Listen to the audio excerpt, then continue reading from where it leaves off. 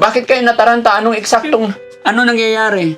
Hindi nga siya mapakali. Nakaupo siya tapos humihinga siya ng malalim. Hindi siya makain. Sabi ko, anong nararamdaman mo? Sabi ko, hindi ako makahinga. Sabi niya. Away ko din yung asawa ko. Huwag mong bigyan kahit ipilit nga. Sabi ko nga. Anong binibigay ng asawa mo? Sigarilyo.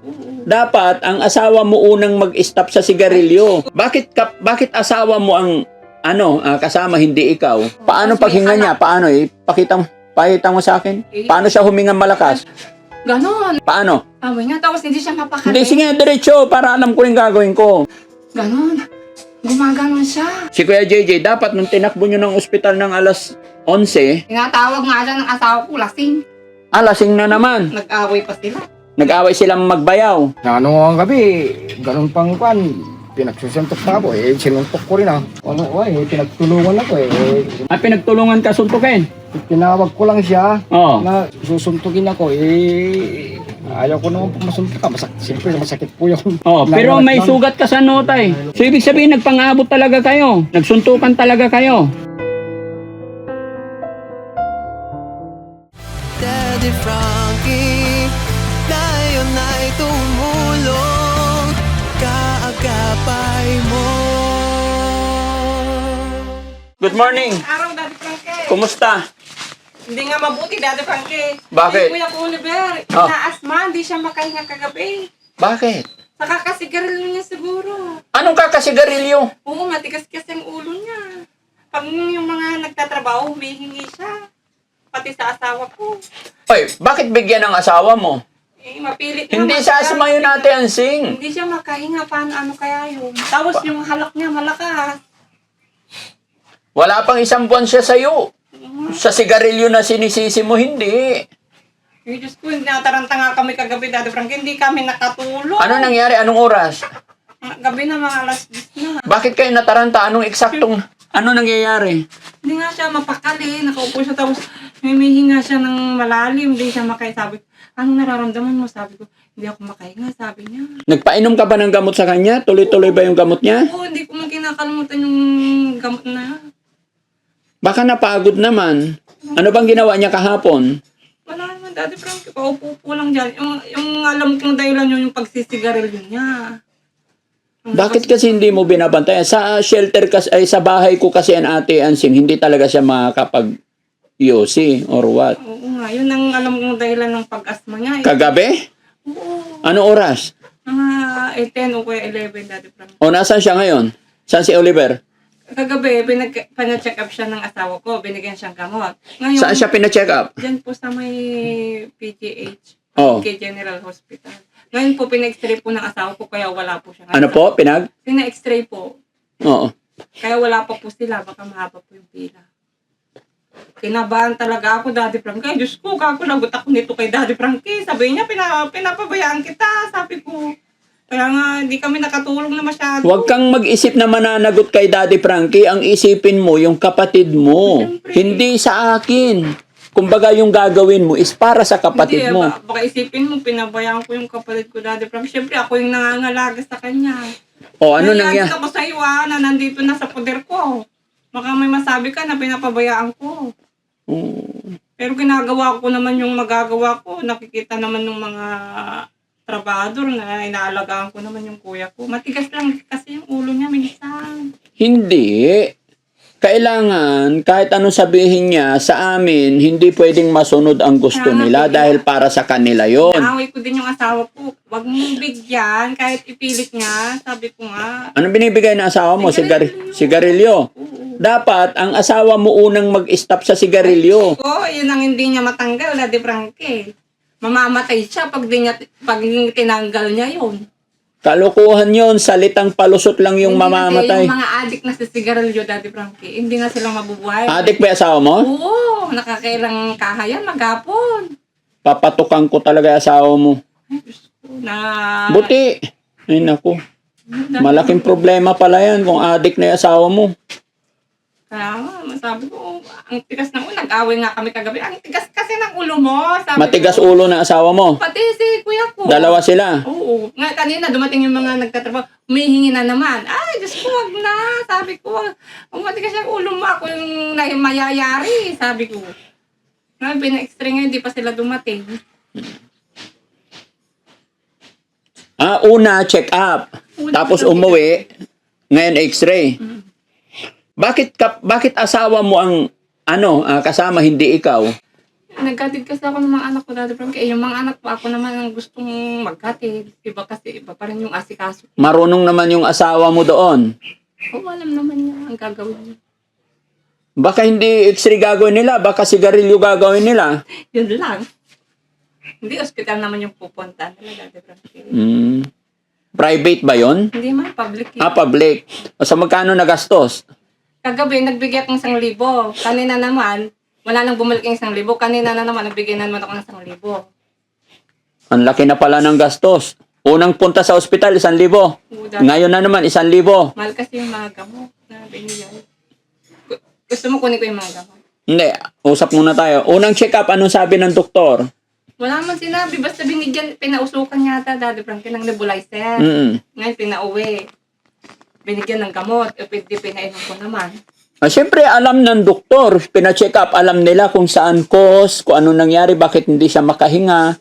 Ano bang reason? Bakit pinadala mo sa ospital? Sige. Yun nga, ang lalakas ng mga paghinga niya, hindi siya makahinga. Ganun. Paano Tapos may paghinga niya? anak. Paano? Pakita mo sa akin. Paano siya huminga malakas? Ganon. Paano? Ulit. Sige na. Niya yung hininga niya. Paano nga? Paano? Sabi niya, tapos hindi siya mapakali. Hindi, sige, diretso, para alam ko yung gagawin ko. Ganon, may halak. Hindi isa lang, kailangan matatlo. Ganon? Mm. Ganon. Gumaganon siya. Yung balikat niya, tinatas pa niya. Anong oras na nangyari yon? Mga 10 o 11, Daddy Frankie. Tapos, anong oras nyo dinala na ospital? 11. 11 ng gabi. Nung gabing yon, natakot ka. Oo, Daddy Frankie. Sabi, Natakot ka, bakit hindi ikaw ang kasama? yung mga anak ko nga, masama din yung... Paano siya huminga malalim? May halak siya, may tunog. Tapos pag gabi, Kagabi nung umuwi din sila, tapos binigyan ng gamot. Pero umihilik siya? Ganon? Hindi naman. hindi naman Daddy Frankie. Baka naman napagod kasi napanood ko yung video na pinaglilinis mo siya ng kubo ng baboy mo, pinagpaligo mo, baka nasobra ng pagod. Siguro nga, Daddy Frankie. Oo, sabi ko naman sa kanya para matuto siya. Oo, kaya pinaglilinis mo siya doon. Baka nga napagod na siguro.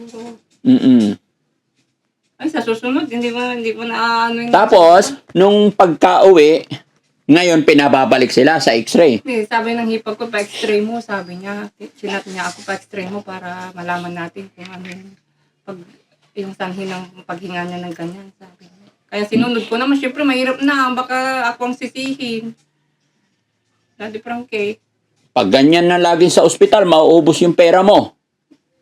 Hindi, para naman sa kanya. Okay lang. Oo, pera naman niya yun. Parang pera. walang masabi sa akin yung mga kapatid ko. Opo. Di ba, ang hirap masisi. Siyempre, pag pinabayaan Baka hindi nyo napakain kagabi. Ay, pinapakain ko nga, Daddy Frankie. Yung ulam namin, yung manok na adobo. Mamaya na, sabi niya. Tapos kumain din siya, konti. Hindi siya yung dating magana. Mahina siyang kumain. Hindi, dati magana. Oo. Pero paggabi, konti lang yung kinain. Dapat tinatanong-tanong mo rin pag nakaramdam ka ng mga kakaiba sa kilos galaw niya, dapat pinapakiramdaman. Tinatanong ko naman Kasi tuloy pa rin ang gamot natin sa kanya eh. Oo, tuloy naman. Sabi ko, anong nararamdaman mo? Sabi ko, nahirapan akong huminga. Sabi ko, nakikita ko nga sa itsura niya na hindi siya mapakali. Pag humiga siya, babangon at babangon, nauupo. Gumaganon. Kaya nga natakot ako, ay Diyos ko. Ilang araw ko pa lang dito, ganyan ka na. Baka ako pang masisi, sabi. Ayusin mo buhay mo, Ate Hansing, baka hindi mo inaalagaan. Pag namatay yan, ikaw talaga sisisiin ng sanlibutan. Dati Frankie. Ha? Huwag naman. Hindi ka nag-aalala. Nag-aalala, siyempre kapatid ko yan eh. Ginagawa ko naman yung makakaya ko. Pero pinadala mo sa ospital, asawa mo lang punta. Siyempre may kasama naman yung asawa ko. Yung mga anak ko, inaasikaso ko din. Si Kuya JJ, dapat nung tinakbo nyo ng ospital ng alas 11, Tinatawag nga siya ng asawa ko, lasing. lasing na naman. Nag-away pa sila. Nag-away silang magbayaw. Bakit sila nag-away? Tinatawag nga niya, samahan mo kami, punta kami. Lasing yung isa. O, anong sabi niya? Galit. Galit na galit. Ikaw Galit. na lang, sabi niya. Oo. Nag-alala. Gusto mag-away pa sila. Nag-away sila. Yun, mga kababayan, mga kabarangay, ito yung problema natin ngayon. Dahil, may isang buwan na ba si Kuya Oliver sa'yo? Hindi ko matanda. Wala pa. Mag-iisang buwan na po si Kuya Oliver at ito nga po, tinakbo sa ospital daw si Kuya Oliver kagabi. Paano yung hingal niya? Paano? Yun, Mga ganun siya, Daddy Frankie. Tapos malakas yung halak niya. hindi, dire-diretso. Paano? Sabi niya, ay Diyos ko po. Yun. So, malalaman natin sa labas ng x-ray niya. Pero okay rin yung ginawa mo na pinadala mo sa ospital para at least Nag-alala ako. hindi pwede Ate Ansing na ipagsawalang bahala yung nararamdaman niya. Good. Saludo ako sa iyo pagdating doon. Yun lang, alalayan mo rin kasi yung pag-uutos sa kanya, baka napagod siya. Tapos sabihan mo yung asawa mo na adik. Kung adik siya, wag niya na idamay si ano. Nag-aaway kami sa ganyan, sigarilyo. Oo. Sabi ko, miss na hindi niya makita, pinapakita mo. Sabi ko, syempre maiinggan nyo yan, naman manigarilyo. Sa susunod, itago mong manigarilyo ka. Gaano ba ka-adik sa Ay, sigarilyo? Diyos ko, matakaw yan, Dati Frankie. Yan, dyan nga rin kami nag-aaway. Sabi ko, ang mahal-mahal ng sigarilyo, di bili na lang sana ng bagoong, o kaya asin, bitchin. Ay, Diyos ko po. Yan pang binabadgetan mo. Sabi ko, hirap na nga ng buhay. Wala, pag nasanay kasi yung isang tao, Nag-inom. sigarilyo, mahirap. May inom din ba yung asawa mo? Umiinom din, Dati Frankie. Baka nag-inuman silang dalawa ni Kuya Oliver. Hindi naman. Hindi naman. Lagi kong sinasabi, ay, bawal sa kanya yan. Sabi Oo. ko. Oo. Lagi kong pinapaalala. Wag na wag mong painumin yan. Sabi ko. Sa amin kasi Ate Ansing, Sabi ko sigarilyo, nga, Daddy Frankie. inom, pinakabawal. Kaya kita mo sa amin, walang problema. Tapos nag-exercise pa kami, basketball, umaga, paliguan. Sa init ng panahon din, kasama rin yun. Sabi ko nga sa asawa ko, Daddy Frankie, doon sa Pangasinan, disiplinado sila. Hindi sila naninigarilyo. Yes, bawal talaga. Yun yung reason kung bakit may gate ako. Kasi useless yung pagpapagamot natin sa kanila. Kaya mapansin mo nung nandoon maraming prutas sa lamisa, yun ang paglibangan nila. Tapos manood lang sila ng TV, paghapon, mag-basketball, Oo nga, yun, Daddy Frankie. makipaglaro sa mga aso namin tuta. Pero pag ginagawa ng bahay nga, Daddy Frankie, sabi ko sa asawa ko, magpagawa ka ng ring para may pag-basketballan siya. Mm. Gusto mo pagawan natin siya ng ring. Hindi, yung asawa ko na lang mayroon dyan na paggawan ng basketball.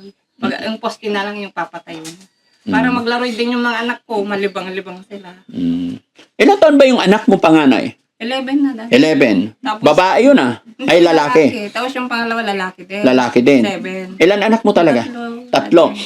11 yung panganay, pangalawa, 7. 7, tapos yung bunso. Nahihiwagaan lang kasi ako, Ate Ansing, kaya kinlaklaro ko rin yung mga anak mo kasi yun nga, yung sinabi ni Kuya JJ nakaraan, bakit sinasabi niya na aangkinin ng mga Sabi anak mo? lang niya yun, Daddy Frankie. Baka siya yung nag-iisip na umangkin.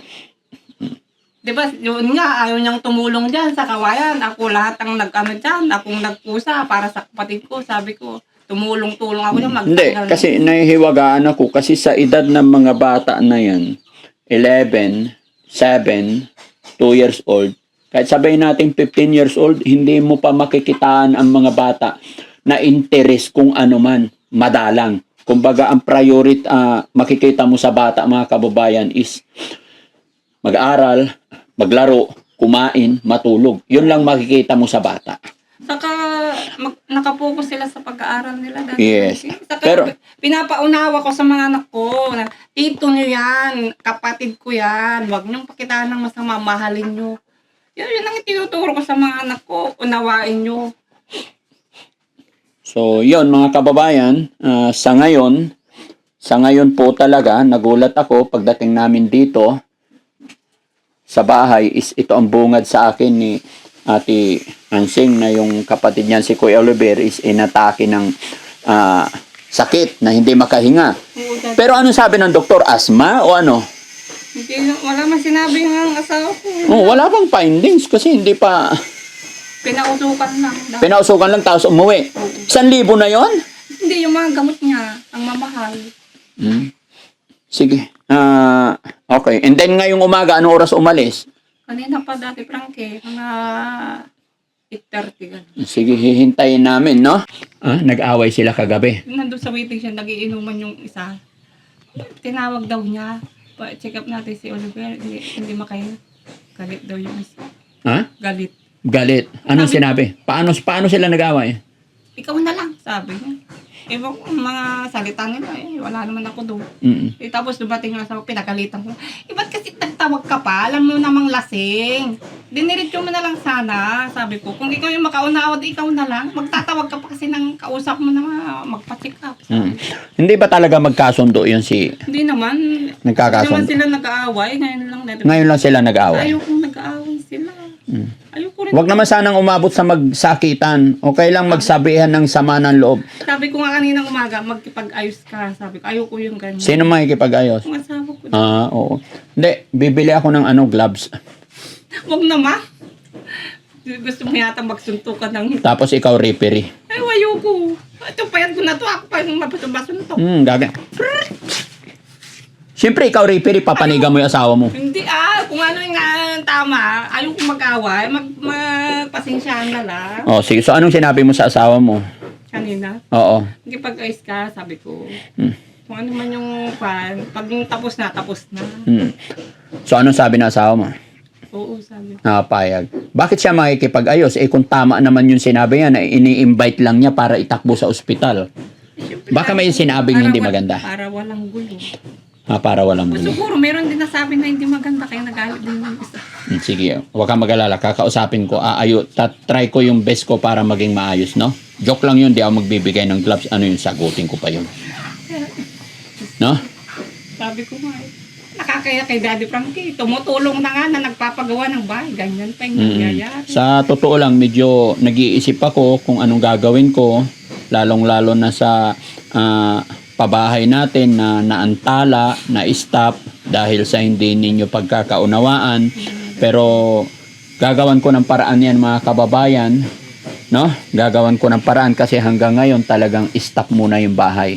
Hindi po muna natin mapapatuloy hanggat hindi naayos. Kaya lang eto na dumating ako, may problema na naman about kay Kuya Oliver.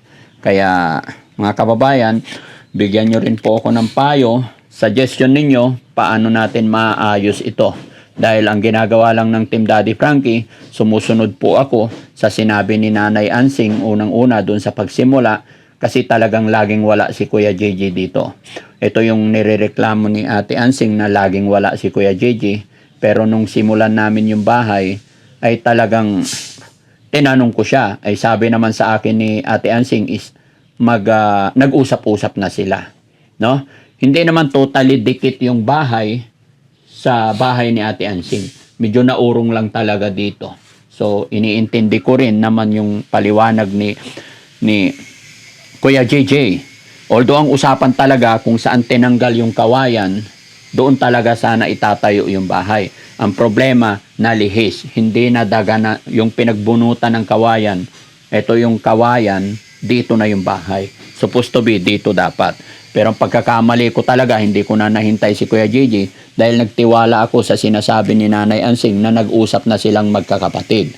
Bagamat nung sinabi ni Kuya JJ na hindi daw nila pinagkasunduan yun. Umaasa si Kuya JJ na yung usapan nung una. Which is gaya ng sinabi ko mga kababayan, kung anong kagustuhan ng magkakapatid, yan lang sinusunod at wala na pong iba. Gusto ko lang talaga mabigyan ng bahay. No? Pero ito ang problema, kasi kagabi nga ay hinahabol-habol niya ang hininga niya. Oo, Malakas ang halak. Oo, halak, naririnig ko nga. Pero bago nangyari yon, nakatulog na siya. O hindi pa. Bakit alas 11 naganap? So ibig sabihin late na natutulog.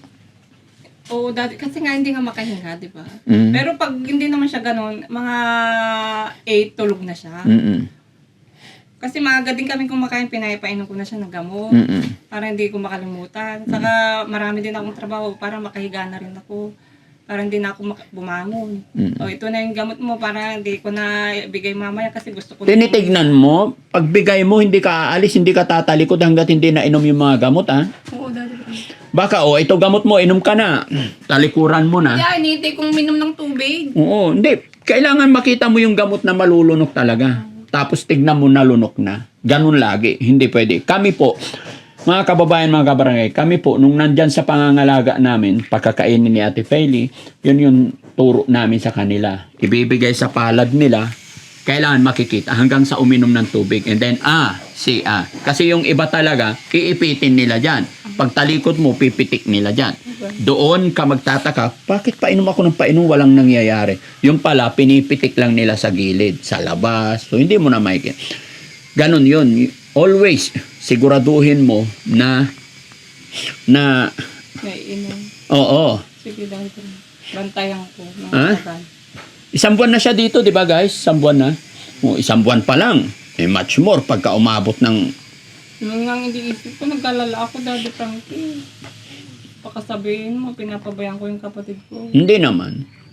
Yun na nga nangyari. Hindi kami nakatulog. Pag na-check up naman yan, na-x-ray naman yan, malalaman ko ano yung cause ng pagkaganyan niya. Pero kung madalas magsigarilyo, yun talaga ang magiging problema, mga kababayan. Ang problema pa nito, ang nagbibigay daw ng sigarilyo, yung asawa niya. Saka humingi din siya sa mga kapitbahay ko. Daddy Frankie.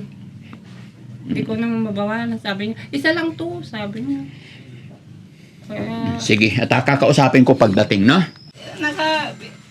Sinakay sa motor, tapos pagdating daw sa cruising, nagkita siya doon. Tinawag daw, doon nagiinom. Tinawag daw. Oo. Ipa-doktor natin siya, diba? Galit daw yung isa. Oo. Kung na lang, sabi. Ano nangyari? May black eye. Wala naman. Nagsuntukan. Sino nag-aawat sa kanila?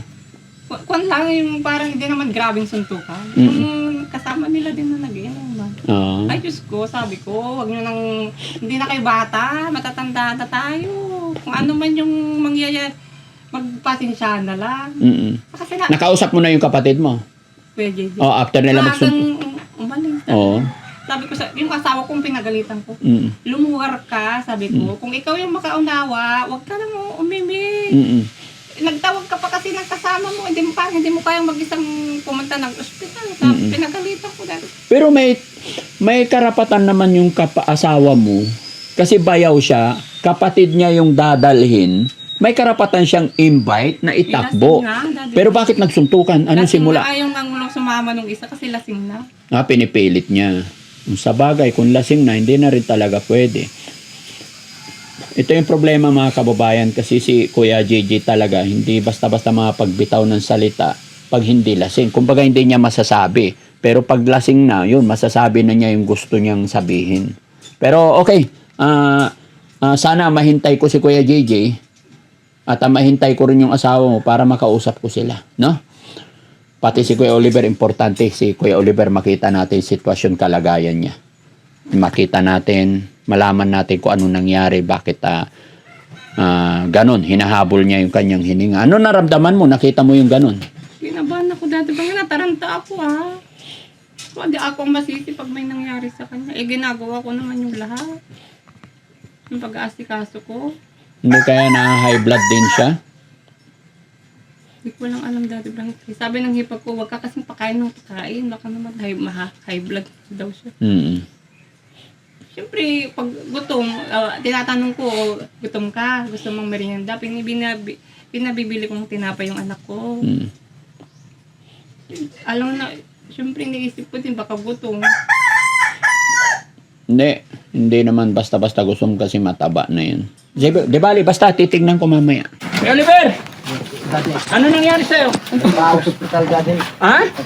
Nagpa-hospital? Upo ka muna. Bakit ka nagpa-hospital? Then, inuubo ako. Kailan? Nagsimula ito nung linggo yata yun. Nung gabi ng bukas ng gabi. Gabi ng linggo? Ano ba naramdaman mo? Inuubo ako, hindi ako makahinga. Bukod doon, ano pang naramdaman mo? Wala na, Daddy. Baka hindi ka nakainom ng mga gamot mo, baka naglaktaw. Mininom naman ako kung paminsan-minsan, Daddy. Bakit paminsan-minsan? Araw-araw? Madalas, araw-araw. Hindi pwede paminsan-minsan. No? O, ano sabi ng doktor sa'yo ngayon? Kung Daddy, Uwi na kami. Sabi namin ko, oo, sabi niya. Kaya nga, ano sabi ng doktor? Ano sanabi nila sa nararamdaman mo? Wala na, sakit pa na. Ha? Wala na. Ngayon, okay ka na. Ano na nararamdaman mo? Medyo masakit pa rin ng konti, daddy. Alin ang masakit? Dito sa pag humihinga ko, daddy. Pag humihinga ka, ito masakit? No, daddy. Baka high blood ka na. Hindi, daddy. Tay Louie, halika. Okay lang? Kausapin kita, tay. Si Tatay Louie kasi yung ano mga kababayan, yung nagdala sa ospital. Ano sabi ng doktor, Tatay Louie? Pan po, daddy, pagka daw, ano yan, yung mga pan na yan, pagka sumumpong pa yung nebulizer niya, ano. Nebulizer. Kailangan ng nebulizer pag sinumpong. Tapos may mga gamot. Ano ang rason? Anong sabi ni Nanay Ansing kasi dinala mo kagabi? Dinala ko po gabi, pero pinausukan lang ng isang beses, tapos sabi niya, babalik daw ako para Lapit ka konti. i-x-ray. Oh, babalik ka kaya x-ray. Oo, kaya bumalik po kami ngayon na i-x-ray. Panibagong pan na naman po, dati pa pinausukan kasi marami siyang plema. Maraming plema. So, Ano bang nakita mong sitwasyon kalagayan niya kagabi? Bakit niyo tinakbo sa ospital? hindi po makahinga. Hindi siya makahinga. Ganun lang po. Paano? Talagang ano po yung kanya na Dahil sa phlegm. sa asma. May asma daw siya? Asma po. So ngayon, pina-x-ray nyo, anong sabi ng doktor? Yun lang po ang inano po, doktor. Ito lang. Ito yung x-ray niya. Wala pa yung resulta. Wala pa. Oh, pero na-x-ray na. X-ray na po yung plaka lang po yan dati. Oo. Yung pan po, babalikan ko po mamaya. Teka lang, kuya, pero po ka lang. Mamaya ng alas 8 ng gabi. Kaya 7:30 ganun. May 7:30. O kaya 8. Babalikan ko po yung Result. result po. Okay. O, sige. Naikwento na. Nagulat nga ako pagdating ko dito. Kuninto ni Nanay Ansing yung nangyari. Ay, tanong ko nga sa kanya, bakit si Kuya Louie, hindi ikaw? Sabi ni Nanay Ansing, andito yung mga anak ko, hindi ko maiwanan. Ay, sabi ko naman, si Kuya JJ, dapat kasama yung kapatid. Bakit yung bayaw? Mas importante yung kapatid dapat ang nagpupunta. Ano ang gabi, ganun pang pan, pinagsusuntok pa ako, sinuntok ko rin Oo, sabi nga ni Nanay Ansing, nagsuntukan daw kayo. Walang ano, Walang? pinagtulungan ako siyempre, kayang-kaya ko naman kasi lasing sila. Pinagtulungan ka suntukin? Tinawag ko lang siya Oo. na, bro, iyarin natin, hindi makahinga, sa hospital ka ako. Oo. Susuntukin ako, ayaw ko naman po masuntok ka. Siyempre, masakit po yun. Okay, sinuntok mo rin. Hindi, nananalag po ako. Oh, pero Nananalag may lang. sugat ka sa notay. Hindi, wala po. Oh, tinamaan din yan. So, ibig sabihin, nagpang-abot talaga kayo. Talaga. Nagsuntukan talaga kayo. Yung ano ko nga, Oh, namamaga yung kamay mo, tay. No? hindi ko na, ayaw ko po sanang nasaktan po ako, kaya gumanti lang po ako. Okay, di bale. Wag na natin palakihin yan, Tatay Louie. Kaya ako nandito, hihintayin ko siya kung kailan makauwi. Kakausapin ko siya. Para mag-ayos po kami, para ako. Opo, mag-aayos kayo, kailangan magsusuri ang bawat isa. Wag na nating isipin kung sino yung may sala. Kasi magkapit-bahay kayo, magkakapatid na, magbayaw. Araw-araw pang nakikita. Opo, napakahirap yung magkapit-bahay na magkapit-bahay na nag-iiringan. Ang ano ko lang po kagabi kasi, patawagin ko lang po siya para kasama ko, mag-isa lang po ako Opo. Hindi, karapatan mo yun, lalo na't kapatid niya yung dadalhin sa ospital. Buti, sumunod yung panganay. Oo. Sumunod sila doon. Sinamahan ka. Sumunod nila sa nung nasis na po doon. Saka sila dumating. Okay. Sige. No? So yun mga kababayan. At sana si Kuya Oliver, kausapin ko. Tawagin mo. Huwag ka munang umalis. Kaya tinitignan, inaayos natin yung Upo ka muna. Upo ka dito.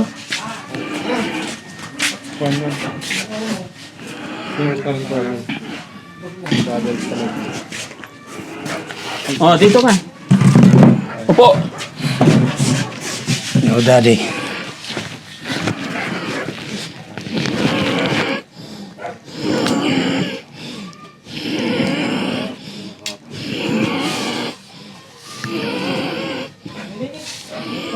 tinan mo yung nararamdaman mo. Nahirapan ka huminga. Oh, Daddy.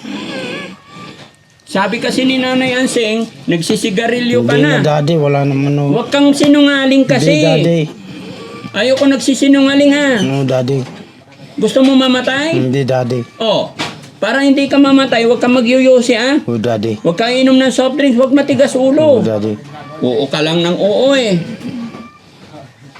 Gusto mo ikulong ka nila ulit doon? Hindi, Daddy. Ayoko, Daddy. Oo. Di ba? Pag matigas ang ulo mo, ikukulong ka nila ulit.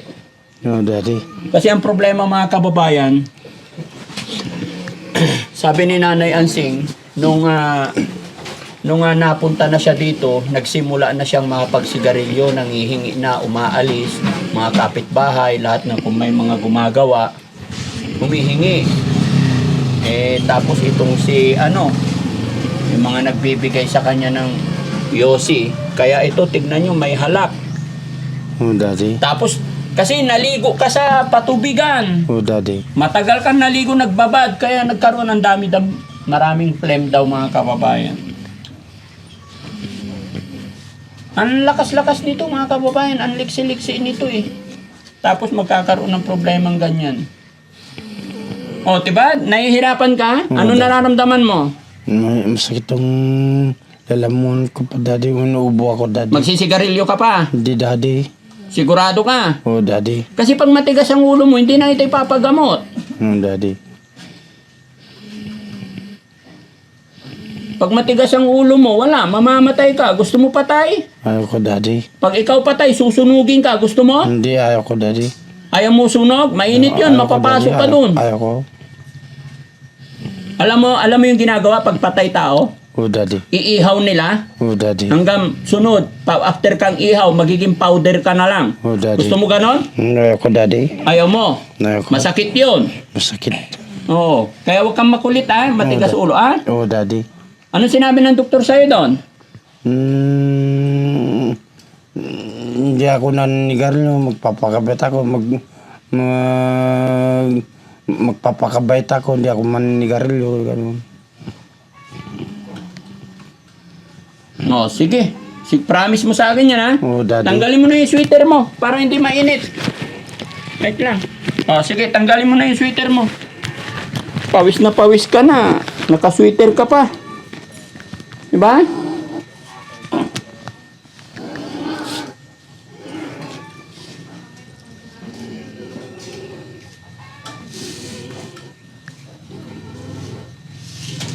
Tignan mo, nakita mo, hindi ka makahinga ng maayos.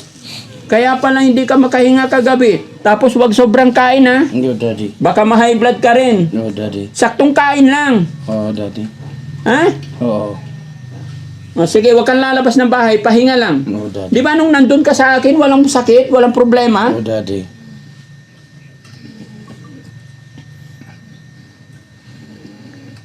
Ang laki ng sakripisyong, kumbaga, ang laki ng pagpapagamot sa'yo, tapos magsigarilyo ka, mawawalang saysay lahat yon. Kaya wag na wag kang magsisigarilyo, ha? Oh, Daddy. Sayang yung pogi. Oh, Daddy. Kung sinasaway ka ni Ate Ansing, magpasaway ka, ha? Oh, Daddy. Puro ka oo eh. Oh. Huwag ka rin mag-iinom ng soft drinks, ha? Oh, Daddy. Pwede naman na pag hindi ka na inuubo kasi nagtitake ka pa ng gamot. Oh, Daddy. Para hindi sayang, ha? Oh, Daddy. Promise. Oh, promise, Daddy. O, mag-promise ka sa mga tagapanood natin. Promise. Promise, hindi ko nagagawin. Ha? Promise, hindi ko nagagawin. Ang alin? Paninigarilyo, magpapabakabait na ako. Oo. Kasi pag nagsigarilyo ka, mamamatay ka. Sayang. No, Daddy. No? Hindi mo matitirhan yung bahay mo. Gusto mo ba yon? Ha? Sige, so yun mga kababayan, mga kabarangay. Ito, salamat sa Panginoon kasi nahintay namin. Yun, dinala ni Kuya Louie sa pagamutan. Ang problema ko lang ngayon mga kababayan, pag-aayusin ko rin si Kuya Louie tsaka si Kuya JJ kasi nagsuntukan daw sila kagabi, no? Yan, si Kuya JJ tsaka si Kuya Louie, no? So, yun. Nakita mo, nagsuntukan si Kuya Louie? No, Daddy. O, ano nangyari? Anong ginawa nila? Tumigil na din sila, Daddy. Sino panalo? Wala. Sino tinamaan? Wala daan na para silang nasuntog. Para silang nasuntog. Pareha silang nasuntok. Hindi mo inawat. Inawat niya yung anak niya. So, Inawat na. inawat niya yung anak niya. Dapat ikaw nag-awat kasi malaki ka. Nandun ako sa masakit yung katawan ko eh. Ha? Masakit yung katawan ko. Minuubo ako. Inuubo ka noon. Pero ngayon okay na. Masakit pa ng konti, daddy. Oh, kaya wag kang lalabas Oh, daddy. Baka nagpaulan-ulan ka. Oh, daddy. Naulanan ka ba? Hindi, daddy. Oh, sige, doon ka sa loob, pahinga ka. Oh, daddy. Okay.